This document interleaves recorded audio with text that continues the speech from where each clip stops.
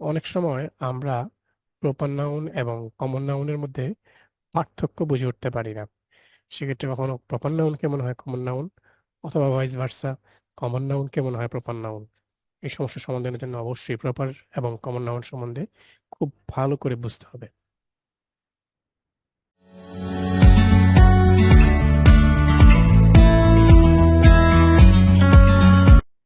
Hello সবাইকে। Proper noun এবং common noun জানার আগে আমরা অবশ্যই নাউন সম্পর্কে ধারণা রাখি বলে আমরা মনে করি। নরমালি নাউন বলতে আমরা বুঝি কোনো কিছু নামকে। সেই নাম যেকোনো কিছু হতে পারে, ব্যক্তি, বস্তু বা কোনো জিনিস বা যেকোনো কিছুর নামকে আমরা সাধারণত নাউন বলি। নাউনের মধ্যে আমরা যদি এখন আমরা জানবো প্রপার নাউন এবং কমন নাউন। শুরুতে আমরা যদি কমন নাউন সম্পর্কে জানার চেষ্টা করি, সেক্ষেত্রে আমরা সাধারণত কমন নাউন বলতে সেই সকল নামকে বোঝাই বা নাউনকে বুঝি যেগুলো সাধারণত কোনো ব্যক্তিকে বোঝায়, কোনো স্থানকে বোঝায় বা কোনো বস্তুকে বোঝায়। তো এটা অবশ্যই কোনো নির্দিষ্ট নাম নয়।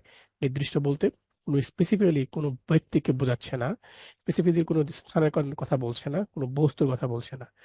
ইন জেনারেল একটা ব্যক্তি, বস্তু অথবা স্থানের নাম বলছে। আমরা যদি কমন নাউন হিসেবে তিনটা উদাহরণ দেখি, একটা হতে পারে পেন্সিল, হতে পারে মল, হতে পারে কার।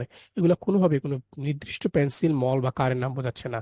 আমরা যদি একটা উদাহরণ হিসেবে দেখি, নির্দিষ্ট গাড়ি কি হতে পারে, হইতে পারে আমরা যদি বিএমডাব্লিউর কথা মনে করি, এটা একটা নির্দিষ্ট গাড়ির নাম। আমরা যদি মনে করি টয়োটার কথা, এটা একটা নির্দিষ্ট গাড়ির নাম। আমরা যদি পেন্সিলের কথা বলি, সাধারণত বিভিন্ন ধরনের বাজারে পেন্সিল পাওয়া যায়। ম্যাটাডোর একটা পেন্সিল আছে, আরো কিছু পেন্সিল নিশ্চয়ই পাওয়া যায়। তো এটা একটা পেন্সিলের ব্র্যান্ড, একটা নির্দিষ্ট পেন্সিল। কিন্তু নর্মালি আমরা শুধু পেন্সিল, এটা কোনো নির্দিষ্ট কোনো পেন্সিল নয়। গাড়ি, শুধু গাড়ি বা কার, এটা নির্দিষ্ট কোনো গাড়ির কথা বলছে না। সো এটা একটা কমন নাউন। আমরা যদি কিরকম এই এই সংজ্ঞাটা মনে রেখে প্রপার নাউনে চলে যাই, প্রপার নাউনে কি দাঁড়াচ্ছে, আমরা দেখলাম কমন নাউনে কোনো নির্দিষ্ট সংখ্যা, নির্দিষ্ট গাড়ি অথবা নির্দিষ্ট কোনো কিছুর নাম, স্থান, বস্তু অথবা ব্যক্তিকে বোঝাচ্ছে না। একই রকম ভাবে জাস্ট তার বিপরীত হবে প্রপার নাউন। সেটা কিরকম, যে সকল নাম নির্দিষ্ট কোনো ব্যক্তি ক্ষেত্রে যদি বোঝায়, যে সকল নাউন কোনো নির্দিষ্ট ব্যক্তি, স্থান বা ব্র্যান্ডকে বোঝায়, প্রপার বোঝায়, সেগুলো সাধারণত আমরা বলবো প্রপার নাউন। উদাহরণস্বরূপ আমি একটু আগে দেখে আসছি যে বিএমডাব্লিউ যদি গাড়ির নাম আমরা কোথাও পাই, তাহলে আমরা নিশ্চিতভাবে বুঝতে পারবো এটা একটা প্রপার নাউন, গাড়ির নির্দিষ্ট ব্র্যান্ডের নাম বলতেছে। আমরা হইতে পারি ম্যাটাডোর পেন্সিলের কথা বলতেছিলাম, যদি সেটা আমরা একটু দেখি কোথাও, তাহলে আমরা বুঝতে পারবো যে এটা একটা নির্দিষ্ট ব্র্যান্ড, এটা একটা প্রপার নাউন। আর এখানে আমরা দেখতে পাচ্ছি কেএফসি। কেএফসি একটা খাবারের ব্র্যান্ড, এটা একটা নির্দিষ্ট ব্র্যান্ড, যে কোনো ব্র্যান্ডের কথা বলছে না। কেএফসি বলতে আমরা কেএফসি কেই বুঝবো। এটার এলাবোরেট করলে আমরা জানি যে এটা এলাবোরেট করলে হয় কেনটাকি ফ্রাইড চিকেন। এটা একটা ব্র্যান্ড। তো কেএফসি যদি কেউ বলি আমরা, তার মানে এটা দিয়ে আমরা অন্য কোনো কিছু বুঝবো না। তো আমরা মোটামুটি আশা করছি আপনার ধারণা পেয়েছেন যে কি প্রপার নাউন কি আর কমন নাউন কি।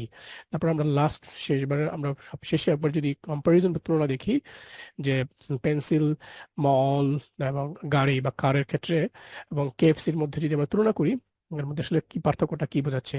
আমরা দেখতে পাচ্ছি যে পেন্সিল, মল অথবা কার, এগুলো হচ্ছে আমরা কমন নাউন, কারণ এগুলো কোনো নির্দিষ্ট ব্র্যান্ডের পেন্সিলের কথা বলছে না, নির্দিষ্ট ব্র্যান্ডের গাড়ির কথা বলছে না। মল উদাহরণ যদি আমরা বলি, আমরা বলি বাংলাদেশের ক্ষেত্রে যমুনা ফিউচার পার্ক, হুম, যদি কোথাও লেখা থাকে, অথবা যদি বসুন্ধরার কথা লেখা থাকে, তাহলে আমরা বলতে পারি যে ওইটা একটা নির্দিষ্ট শপিং মলের কথা বলছে।